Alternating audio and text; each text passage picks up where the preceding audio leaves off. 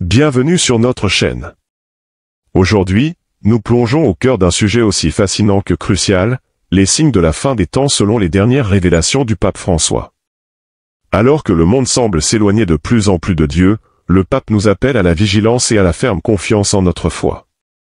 Des prophéties anciennes aux révélations contemporaines, les signes de l'approche des derniers jours se multiplient sous nos yeux.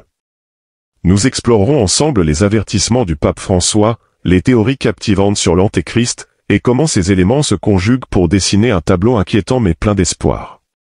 Préparez-vous à une exploration profonde qui pourrait bouleverser votre vision des événements actuels et renforcer votre foi. Avant de commencer, n'oubliez pas de sécuriser votre exemplaire de notre livre exclusif, disponible dans le premier commentaire épinglé. C'est une occasion unique de renforcer votre compréhension des prophéties bibliques à un moment crucial. Restez avec nous jusqu'à la fin pour découvrir pourquoi il est plus que jamais essentiel de rester vigilant et ferme dans notre foi en ces temps tumultueux. Que cette vidéo soit une lumière dans l'obscurité et une source de force pour affronter les défis à venir. Frères et sœurs en Christ, le pape François a récemment fait l'une de ses déclarations les plus marquantes, révélant au monde quelque chose que beaucoup craignaient depuis des siècles, l'Antéchrist est déjà parmi nous. Ce n'est pas une affirmation lancée à la légère, mais un message qui porte un poids spirituel immense, suggérant une crise spirituelle sans précédent. Quand le chef de l'Église catholique parle avec une telle gravité, c'est un appel à une réflexion profonde, une invitation à regarder au-delà des apparences et à reconnaître les signes que nous ignorons souvent dans notre vie quotidienne.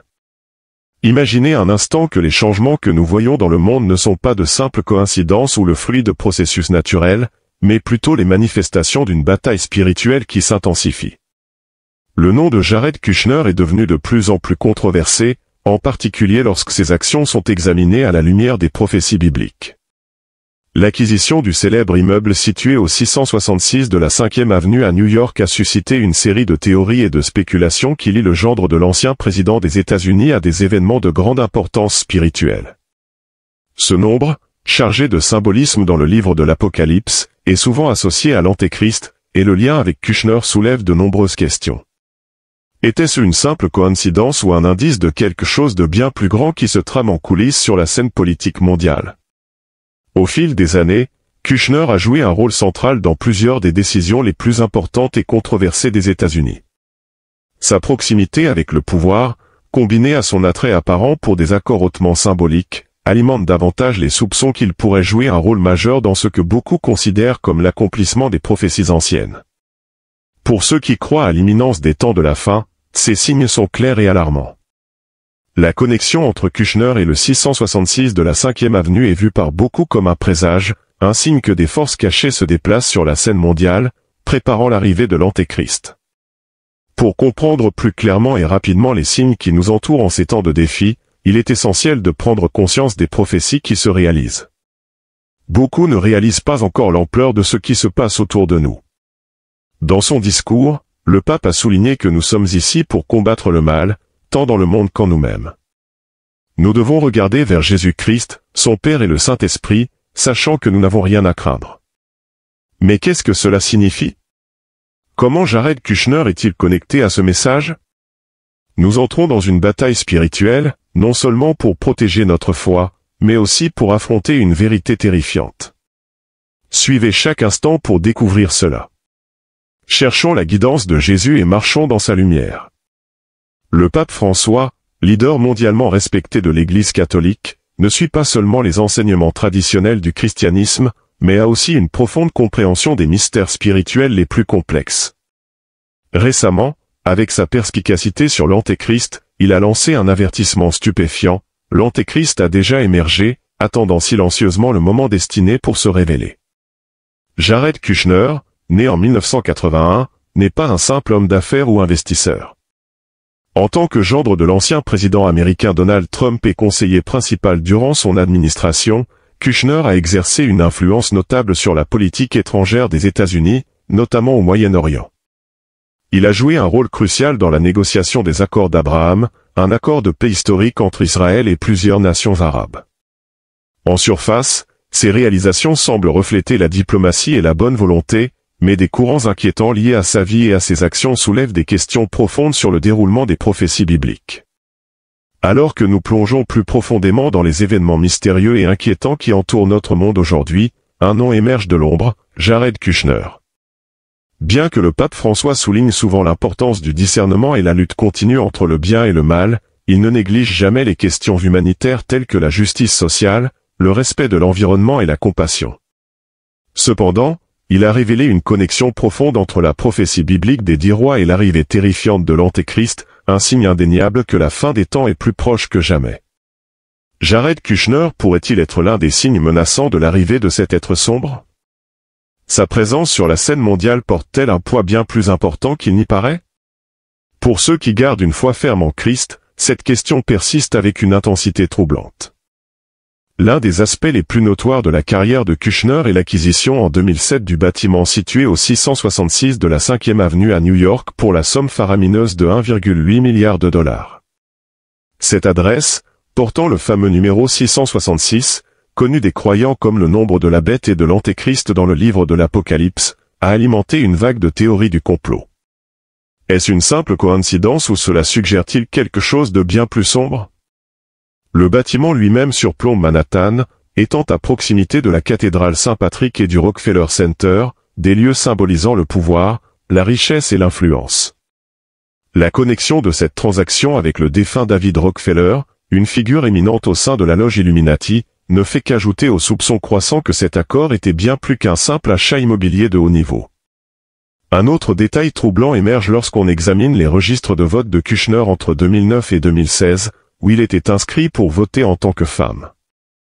Pour beaucoup, cette anomalie est un écho inquiétant de l'homme de péché décrit dans les Écritures, dans Daniel 11, 36-37, où il est écrit que l'Antéchrist méprisera les dieux de ses ancêtres et ne tiendra aucun compte du désir des femmes, s'exaltant au-dessus de tous. Ce détail étrange pourrait-il être l'un des signes subtils mais significatifs que la prophétie se déploie silencieusement au milieu de nous? Avec tant de signes prophétiques qui convergent, il semble que les temps de la fin ne soient plus un avenir lointain, mais une réalité présente. Les Écritures prédisent que dans les derniers jours, un leader mondial charismatique et séduisant, armé de transactions éblouissantes, d'idées novatrices et de solutions, s'élèvera au pouvoir. Connu sous de nombreux noms, le fils de perdition, le dévastateur, l'homme de péché, la bête, l'Antéchrist, il exercera une domination sur toute la terre. Ainsi, Jared Kushner, avec ses alliances stratégiques, son passé mystérieux et son influence grandissante, pourrait faire partie de cette prophétie terrifiante. Alors que ces forces obscures gagnent en puissance, rappelons-nous que leur pouvoir n'est pas absolu. La Bible nous assure que l'arrivée de l'Antéchrist est retenue par le pouvoir du Saint-Esprit et de l'Église. Ce n'est que lorsque cette force divine sera retirée que l'être sombre sera pleinement révélé. Jusqu'à ce jour, nous devons rester vigilants, fermes dans notre foi en Jésus-Christ, car notre combat n'est pas seulement contre la chair et le sang, mais contre les principautés et les puissances des ténèbres qui cherchent à envahir la terre. Avant de poursuivre la vidéo, un message important, n'oubliez pas de sécuriser votre exemplaire de notre livre exclusif, disponible dans le premier commentaire épinglé de cette vidéo. Profitez de cette opportunité unique en cette période d'incertitude, alors que les signes prophétiques se manifestent sous nos yeux. Nous sommes appelés à faire preuve de discernement et à nous accrocher fermement à la lumière du Christ. Frères et sœurs, ne nous laissons pas emporter par la peur, mais restons fermes dans notre foi, sachant que la victoire appartient au Seigneur. Si ce message résonne en vous, je vous invite à suivre cette chaîne et à aimer cette vidéo. Ensemble, nous pouvons rester forts dans notre foi et nous soutenir mutuellement pendant ces temps difficiles. Unissons-nous dans la prière, demandons force, sagesse et protection alors que nous traversons les épreuves des derniers temps. Que la lumière de Dieu nous guide et nous tienne dans son étreinte aimante. Les choses deviennent encore plus intéressantes.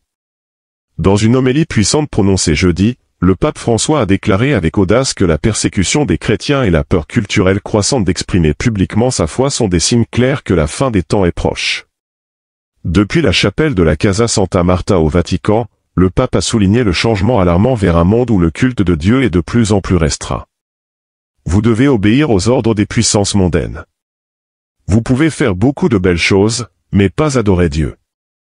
Le culte est interdit, a averti le pape François, en soulignant les forces séculaires perturbatrices qui cherchent à supprimer la dévotion religieuse. Il a pointé cela comme un indicateur clé que nous approchons des derniers jours. Le pape François a fait référence aux paroles prophétiques de Jésus dans Luc 21, où le Christ prédit la destruction de Jérusalem et les tribulations qui précéderont la fin des temps. Le pape nous a rappelé que lorsque l'humanité atteindra la plénitude de cette attitude païenne, où Dieu est relégué en marge, le retour du Fils de l'homme sera imminent, le Fils de l'homme viendra dans une nuée avec grande puissance et gloire, a-t-il déclaré en écho aux paroles du Christ lui-même. En ces temps difficiles, le message du pape François sert à la fois d'avertissement et d'appel à la fermeté dans la foi. Alors que le monde s'éloigne de plus en plus de Dieu, nous sommes rappelés que les signes de la fin sont tout autour de nous, nous exhortant à rester vigilants et fermes dans notre dévotion.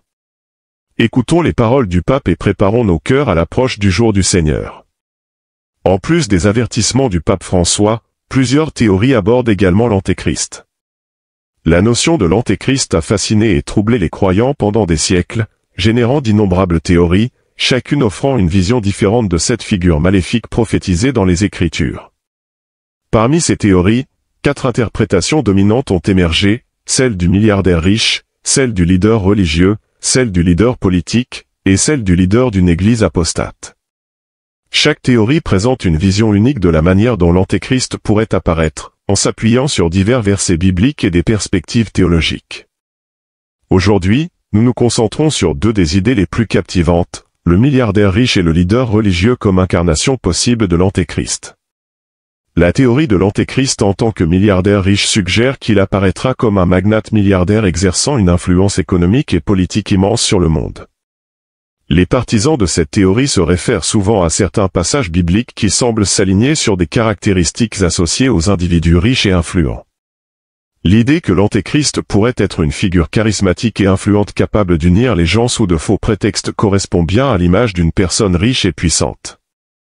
Un passage clé souvent référencé pour soutenir cette théorie se trouve dans le livre de l'Apocalypse, spécifiquement Apocalypse 13 versets 16 à 18, où l'Antéchrist oblige tous les hommes, grands et petits, riches et pauvres, libres et esclaves, à recevoir une marque sur leur main droite ou sur leur front, sans laquelle personne ne peut acheter ou vendre, plaçant ainsi le contrôle économique entre les mains de la bête. La théorie du leader religieux offre une perspective inquiétante, l'Antéchrist pourrait ne pas émerger comme un milliardaire, mais plutôt comme un leader religieux charismatique qui s'exalte au-dessus de tous les autres et corrompt la foi de l'intérieur. Cette théorie profondément enracinée dans l'eschatologie chrétienne est soutenue par des passages tels que 2 Thessaloniciens 2 versets 3 à 4, où l'apôtre Paul met en garde contre l'homme du péché qui siégera dans le temple de Dieu, se proclamant lui-même comme Dieu.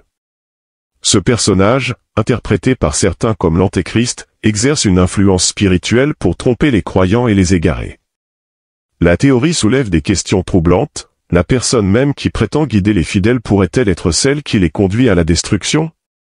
De plus, la théorie de l'Antéchrist en tant que leader politique a également du poids dans la pensée chrétienne moderne.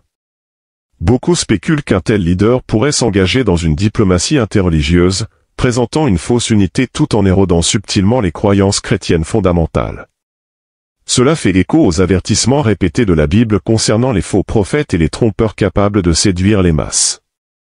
Tout au long de l'histoire, diverses figures ont été étiquetées comme potentiels antéchrists, souvent liées au pouvoir politique, du pape Innocent III au moyen Âge aux figures modernes telles que Napoléon Bonaparte et Adolf Hitler. Ces individus ont été vus comme des incarnations de la force destructrice de l'Antéchrist. En cette période de bouleversement croissant, les paroles du pape François nous rappellent que la foi, comme celle de Daniel, est le bouclier qui protégera nos âmes. Son message résonne comme un appel puissant à rester ferme, en faisant confiance à la puissance et à la gloire du Christ, qui reviendra en triomphe comme il l'a promis. Alors que les signes prophétiques continuent de converger devant nos yeux, il devient clair pourquoi le pape François nous exhorte à rester vigilants en ces temps. Les avertissements sur l'arrivée de l'Antéchrist ne doivent pas être pris à la légère. Les signes sont peut-être déjà parmi nous, subtils, trompeurs, et même déguisés là où nous les attendons le moins. Lorsque le pape François parle des signes de la fin des temps, il nous invite à regarder le monde avec des yeux attentifs et un cœur ouvert. Il souligne que la persécution des chrétiens, la pression croissante pour que la foi soit reléguée au domaine privé, et la sécularisation écrasante de la société sont des indicateurs clairs que nous vivons des temps prophétisés il y a longtemps. Ces événements ne sont pas de simples incidents isolés, mais des pièces d'un plus grand puzzle qui commence à se déployer devant nos yeux. Pour ceux qui connaissent les Écritures, ces signes sont indéniables, et le pape insiste sur le fait qu'il est temps d'agir avec vigilance et une foi inébranlable. Dans un monde où les distractions sont nombreuses et les priorités souvent déformées, François nous avertit de ne pas nous laisser emporter par le courant de la modernité qui ignore ou minimise ces signes. Il nous appelle à revenir à l'essentiel, à la pratique de la prière quotidienne, à la lecture des Écritures, et à la participation active à la vie de la communauté chrétienne. Ce n'est pas le moment de la complaisance, mais bien de la préparation spirituelle. Le pape nous rappelle que dans les moments de crise spirituelle comme celui que nous vivons, il est essentiel de renforcer notre foi, tout comme le Christ lui-même nous a enseigné à le faire en temps d'épreuve. Enfin, le pape François souligne l'importance d'être préparé, non seulement spirituellement, mais aussi mentalement, aux défis à venir.